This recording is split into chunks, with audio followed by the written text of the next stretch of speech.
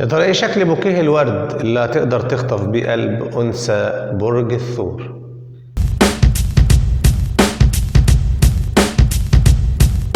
الورد هدية غير كل الهدايا، لأنه مش بيوصل بس إنك راجل كريم، لأ، ده بيوصل كمان أنت قد إيه راجل راقي ومتحضر وجنتلمان.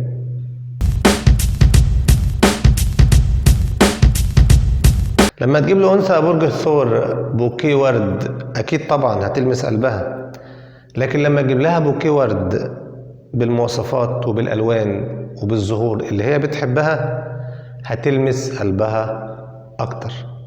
ومفيش واحدة بيناسبها بوكيه ورد واحدة تانية.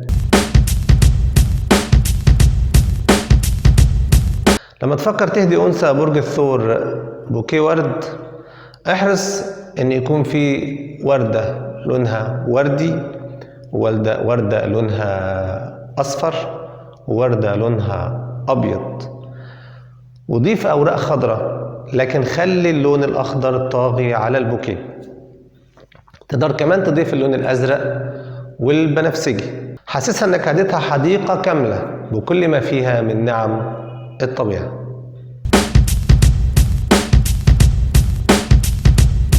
خليك حريص ان بوكيه الورد اللي هتقدمه لأنثى برج الثور يكون غالي الثمن، لانها تؤمن ان الغالي ثمنه فيه، والغالي طبعا بيحسسها انها ليها قيمة كبيرة جدا عندك.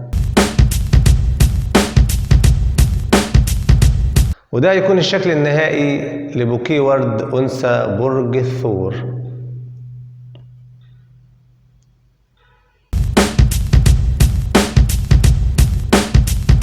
في نهاية الفيديو ما تنساش تعمل لايك وسبسكرايب وتفعل الجرس وتشير الفيديو لأكبر عدد من أصدقائك علشان كل الناس تستفيد.